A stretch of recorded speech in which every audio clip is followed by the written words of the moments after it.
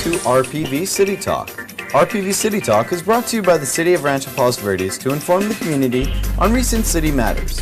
RPV City Talk is a weekly show that features the RPV Mayor, City Council, or City employees. Hi everyone, I'm Liz Brown Swanson, and welcome to a special edition of RPV City Talk. We are City Talk on the road. I'm here with Mayor Ken Dida.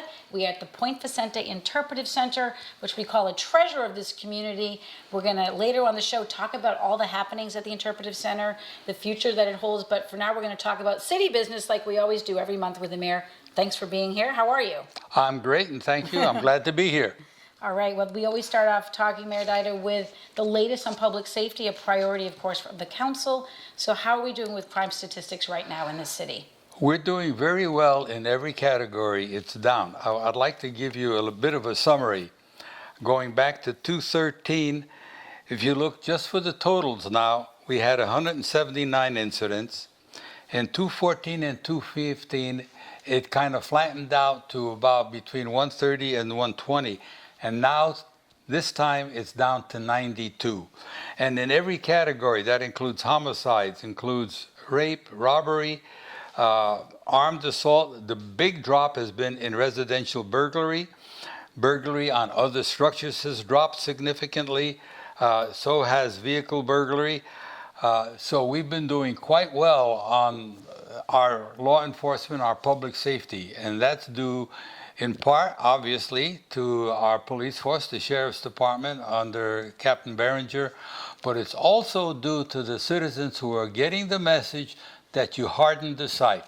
Lock the doors, don't leave stuff visible that's of any value, and that's basically going to be a big help. One of the other key things that has helped was the installation of our automatic license plate reader cameras. We're just about complete, but even though we haven't been complete, we've had 4 arrests already. That message is going to get out to the nefarious people in this community or others. Don't come to RPV, and it'll be a hardened site, and you don't want to take the risk. The peninsula is not the place you want to take that risk, and that's going to be a good thing. When you say peninsula too, this effort to put these cameras, there's over 40 of them being installed around the border of the peninsula.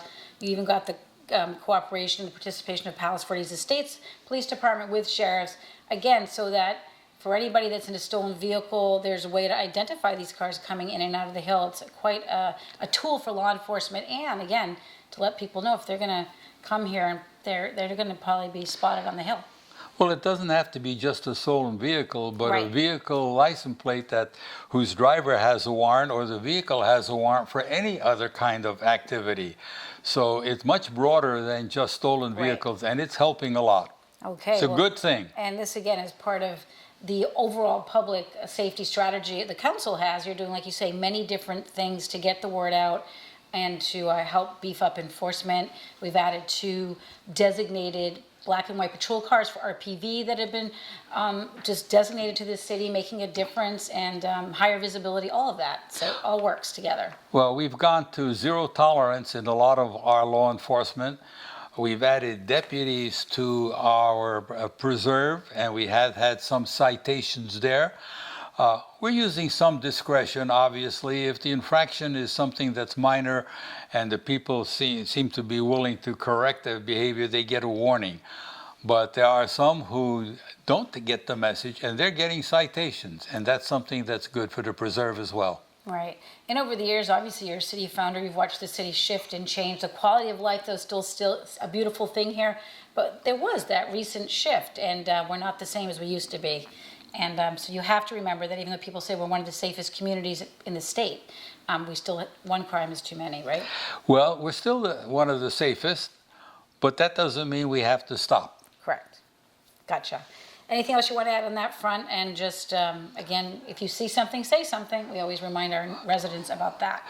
Obviously, we've covered the statistics, we've covered the changes in our approach, zero tolerance and that sort of thing. It's having an effect, and the message is getting out. And once that message gets out, people will understand that this is not a place that they can abuse their privileges. Okay.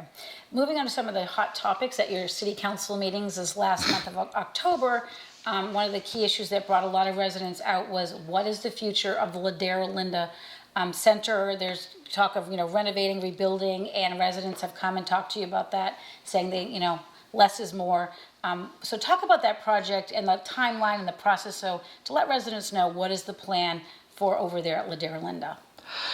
Well, the plan is to really do the kinds of things that are appropriate for the residents in the community.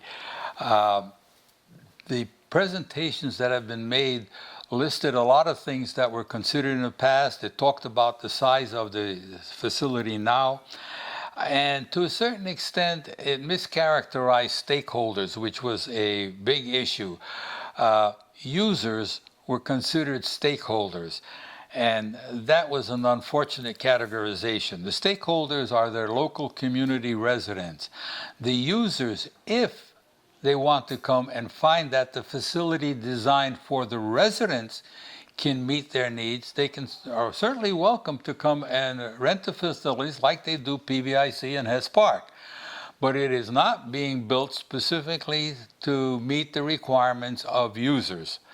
And that's been the big issue, because with the media, once you do that, the media spreads it all over the place, and you get crowds that you really can't handle any longer, and they are inappropriate to the facility, and that's the real concern. The residents made it loud and clear of what they wanted. Council is on board. I can assure the residents it's not going to be a Taj Mahal nor a civic center that will be designed specifically to attract the broader community. But the goal, obviously, the existing facility there at Ladera Linda that was determined, that needs to be replaced. That's sort of something for sure, right? The facility there is old. It's temporary buildings. Yeah, there are some people that say you can just refurbish the utilities and things like that. But really, that's leaving the people there with a second-class facility, and that's not fair.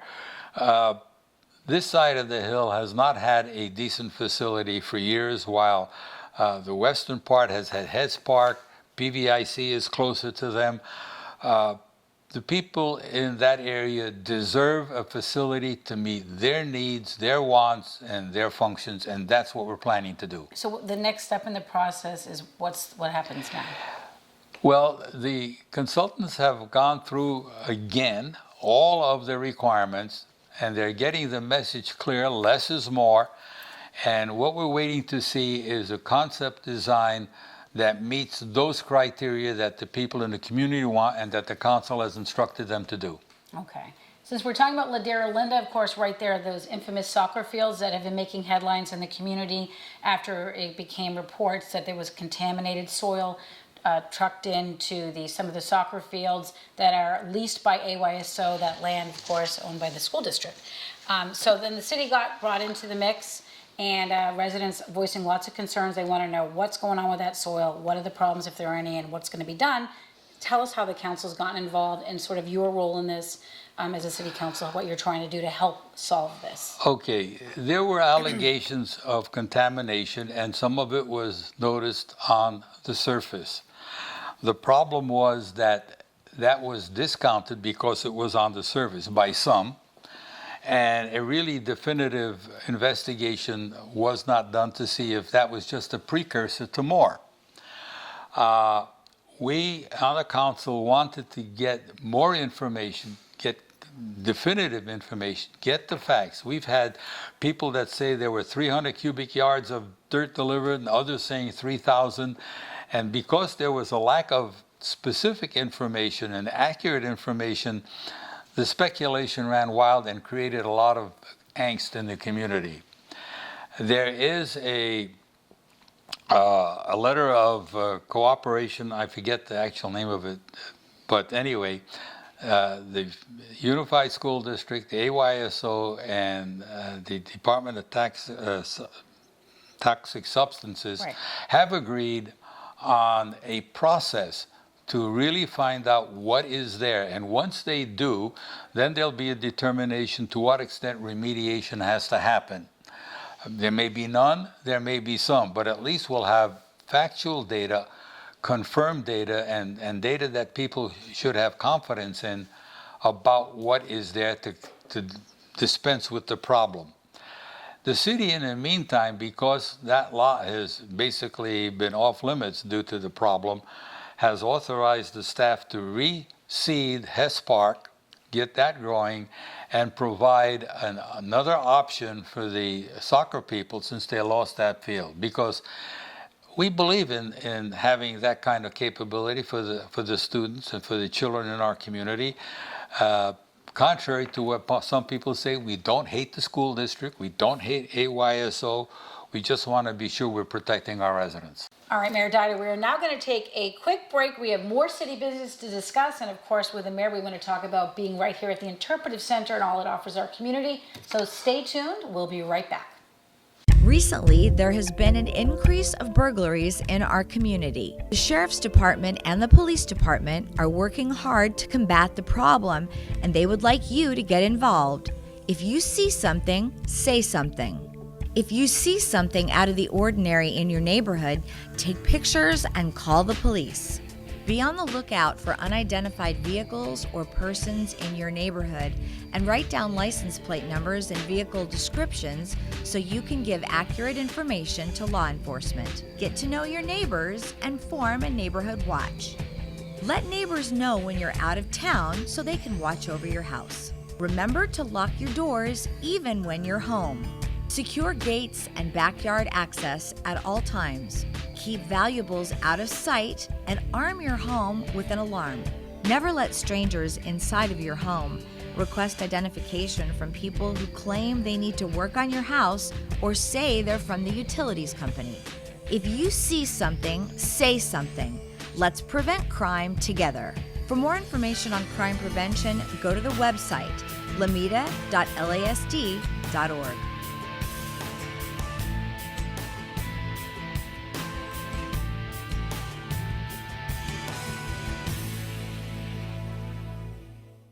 Welcome back to RPV City Talk. I'm Liz Brown Swanson with Mayor Ken Dida, continuing to discuss issues happening here in the city. And stay tuned because later on we're going to talk about the beautiful Interpretive Center where we are right now. So as we go on, Mayor Dida, just some of the issues and items before the council during October. A big one that has come up was the city council's decision to ban short-term rentals. And everyone's like, how are you going to do this? How are you going to enforce it? And why are you doing this? So why don't you just bring the residents up to speed what they should know, especially if they're thinking of renting their house out. Well, as I said at the council meeting, it's a residential area, and therefore it is not supposed to be used for commercial purposes. Now, the difficulty is going to be to differentiate between a party house and a resident who has a property right to have a party, a birthday party, or pool party or whatever at their home. So that's going to be difficult. Part of it is going to be based on how it's advertised, which will be a clue as to whether or not it's inappropriate short-term rental. At the same time, it'll be on a complaint basis that can be investigated to find out whether or not the homeowner, the property owner, is present and sponsoring it, okay? The other things that have to get into it are twofold. One, obviously, we have a noise ordinance that's being considered, and that, I believe, should also include a curfew so that these parties, whether they're residential or party house, don't go beyond the curfew time. But in my view, the big thing that's going to be a deterrent is to remove the financial incentive by making the fines for conducting such an operation so onerous that there is no longer a financial benefit. And once there is no financial benefit, it will disappear. The problem is we have people who are actually running it strictly for a financial benefit. We have an outfit that owns 3 homes in our city specifically as short-term rentals for party houses. And so that has to be curtailed significantly. And I think by removing the financial benefit, that too will disappear. So that's going to be, as you're coming up with sort of the code enforcement and just what the penalties will be, because like you have to give them incentive not to do this anymore for the financial gain. I believe that you gain more by having the appropriate incentives to get what you want to achieve. And when it comes to code enforcement and ordinances, when there's a financial incentive, the institutions are going to find various ways to get around it. If they can't get around the fine, that's going to be the big deterrent. Currently, what some Airbnb rentals are being touted as, they're renting it for 31 days, which makes it not a short-term rental. But in their agreement, the party can cancel with no penalty after 3 days.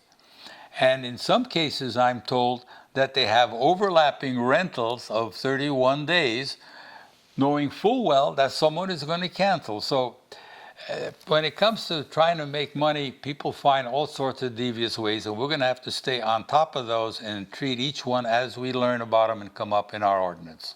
And again, just to explain to residents why the council decided to do this in terms of, you know, in neighborhoods not allowing these, because they are residential neighborhoods and it's not a commercial zone.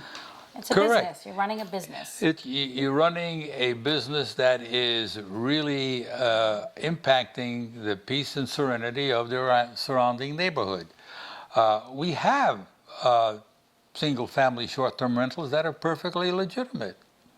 The casitas at Terranea, okay? They're owned by individuals, and they can be rented for a weekend, a month, whatever, but that's in a commercial zone.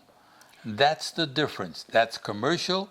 We're talking about single-family residential. So the party homes, the nuisance homes, obviously the sheriff's department, they'll be able to identify this and go in. But for the homes that are bringing these renters in, but in a quiet way, that's going to be the difficult challenge for code enforcement, correct? And like right now today, I told you I went on I went on Airbnb, and there's over 100 homes listed for rent in Rpv right now. So are those people going to be notified? How is that going to work? It's going to work by, as we understand it, by challenging the advertising for that. Okay. Well, we'll be talking about this, I'm sure, down the road, and I appreciate. And you did mention about the council's addressing possibly a comprehensive noise ordinance. Explain specifically. It's partly because of the Airbnb issue, but partly because of that, and partly because we have been, as a policy, attaching noise requirements to a number of facilities, and it's been inconsistent. It's been, in some cases, 60 dB at the property line, others at 50, and I think to have something that variable is unfair. All the people should be playing from the same plate book and at the same page. And so we need a comprehensive noise ordinance, but I think we also need to do two other things.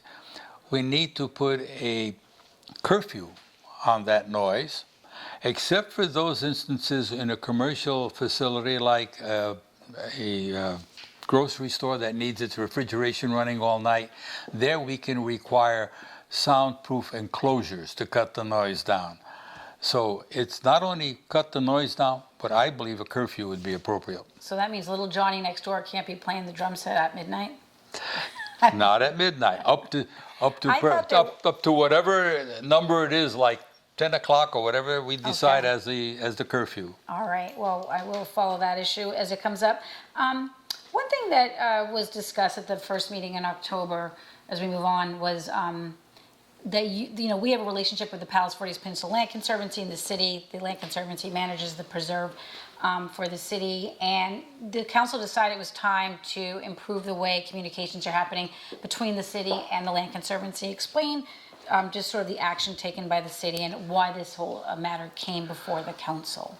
Okay, there have been times when we've had input from residents that things were going on that they really didn't know about. And when a resident calls a member of the council and says, "Did you know?" and we don't, it's embarrassing. And this has to do with the preserve specifically, or just? Just with the preserve predominantly, areas of the preserve. And so the council has been working with the Land Conservancy to have a joint committee with council members on it, one council member, so that we can improve those communication links in a more timely way and be prepared to answer to our residents, as we are required to do, their questions about what's going on. We want to improve the notification and the communication. Got it. The Land Conservancy, again, and the council have had a relationship for a long time in terms of just preserving open space and Yes. working together. Yep. So that was the goal, to continue that. That the goal is to improve all of that, yes. And so the way to do that, now there'll be a subcommittee, right, with the council members and community, or how is that how are you going to improve it? The staff suggested and the council adopted 3 kinds of committees to work with that, where council would be available and on that committee, basically to understand what's going on. And you know, from my standpoint, that kind of communication is not only a benefit to the city, but it can be a benefit to the Land Conservancy, because with a member of council being more familiar with what's going on, there's the potential of a better opportunity to follow some of the things that the Land Conservancy wants, rather than getting it cold turkey at some point. So there's a mutual benefit, I think, that both parties ought to see. Well, being someone that's a journalist, I'm always for open communication, more communication, transparency, and all of that. Well, very good. We're going to take one more break, and then we come back with the mayor. I'm very excited. We are here in the Rancho Room at the Point Vicente Interpretive Center. The Interpretive Center, of course, owned by the city, for the people, for this community. And there's lots of, hopefully, plans in the works just to keep making this better. So stay tuned. We're going to talk with the mayor about the Interpretive Center. My grandfather served in World War II. Spending time with him were the best memories of my life. I became a physician at VA because of my grandfather, so I can help others like him. I can't imagine working with better doctors or a more dedicated staff. I'm fulfilling my life's mission with the help of my team and thanks to these veterans. I'm proud to be a doctor at VA and proud to honor my grandfather every day. Search VA Careers to find out more. All right, you're watching a special edition of RPV City Talk. I'm here with Mayor Ken Dida. We're in the Rancho Room at the Point Vicente Interpretive Center. The center is definitely one of my favorite places to be, bring my visitors and all that. This really is, as we always call it, the jewel of the community, right? Yes, it was voted in by a 3-2 vote by the council back in 1983. And it's become such a jewel that every council member that was a part of that vote now takes credit for it, which is a good thing. It's not bad, because it shows that the decision was good and that we have something that the community can be proud of, not only for what it does, but for the educational value it has. Okay. Well, you as a city founder, I think, would be proud of this. And also because you are involved with the Palos Verdes Historical Society, is bringing that back up to speed. And because of all the efforts of the society now, with all these artifacts that you have that you're putting in back in the community, right here's a model next to us in the Rancho Room that had to do with the society you're president of. Talk about that. Well, you know, those models were obtained from the Vandelip family back in 1975. They were built in 1925, and when the Vandelip family was going to sell their estate, I was friends with John Vandelip, who clued me that these were available, and I prevailed upon his brother, Frank Sr., to actually donate them to the Historical Society. And we were fortunate enough that Joe Koch, who worked for the LA County Museum and is now the curator of our society, was instrumental in restoring them, but retaining the patina. We didn't repaint them, we just corrected some problems because there was an awful lot of plaster dust all over them. So we cleaned them to restore them to that extent. Then we built the cases to hold them and protect them. And they've been on display now since about 1980, and they are something to be treasured. But they go back that far in time. But on display here at the Interpretive Center for just over a No, year. they were on display in the original Interpretive Center. One was on the original Interpretive Center. The other one was in Hess Park. But when they redid the Interpretive Center, there was no room for this. Got it. Hess Park, people, the city council at that time decided Hess Park in that entry hall would rather have plantings there, so the models couldn't be there. They were then displayed in the museum complex that was part of Malaga Cove Tower. The school district very precipitously chased the original Historical Society out of there. They couldn't find another place. They had 30 days to leave, so they took everything and put it in storage. And the family that put it in storage paid for that storage, while I tried to find out from the Secretary of State when we could reincorporate, because they closed the corporation down with the same name. Once that was identified that the name was again available, and that happened to be April 11th of 2014, I was, along with a number of other people, reincorporated with the same name. We went to the family and negotiated with them to transfer all these artifacts to the society, so they are now in the public domain rather than private. Well, we appreciate that, and you have to come down here and see. I mentioned the model behind you, which is a look at Frank Vanderlip's vision for the peninsula, right? And then the model by me would have been one of his estate. Who is going to be the building on his estate, yes. And but it is really amazing coming into this center that you do feel the history of the peninsula, and it's a rich one. You know, I come from the East Coast in Boston, and we always think that we have a lot more history there, but there's a lot of fascinating parts to our history that we should all know about and remember. There's an awful lot of history, and unfortunately, the Interpretive Center only has 5,000 square feet devoted to that history. I'm hopeful that we can find a way to expand the ocean perspective within this 5,000 square feet and find a way to have another 5,000 square feet for the rich history of the land, both the archaeology as well as the development from the Spanish time frame clear up to the present, so people understand how this developed, what the sense of the community is, and reinforce that and educate our children to know and appreciate this so that we can continue this place as paradise. Right. I know the Interpretive Center, the staff and everybody are always looking for ways to do more here. We've had grants come in to improve exhibits and all of that. So stay tuned as the council's also looking at ways that maybe this can be enhanced and possibly then expanded. Yeah, I understand there's a grant to bring the Lighthouse Fresnel lens in here. They are also looking for a grant in phases to actually expand portions of this, the display, and hopefully we can get to the point that we can expand the ocean-centered stuff here and find a way to represent the land-centered stuff and development-centered stuff in an adjoining facility. Okay. Anything you want to add as we start to wrap it up? There is one thing I need to point out to our viewers, that this room is filled with treasures, but one specifically that has to do with your son. I want to point it out and tell us what is hanging on the ceiling up there that has to do with one of the Dida boys. Okay, the original land grant had a branding iron which was called the Swinging Heart. That branding iron is owned by the Ruth family, and that's Cisco Ruth, who was on the original council. But we got permission from them to make a duplicate so that we would have that here on site and in our facility. So I had my son, who is a metal worker of some stature, make a duplicate of that, and it's hanging on the wall here, and that's the Swinging Heart. And it's also the logo for the Historical Society, which we have, again, permission from the Ruth family to use. Fabulous. Well, it's been always great having you here and doing the show with us to update us on all the issues and events. As we wrap it up, any special mayor announcements that you want to share with the community?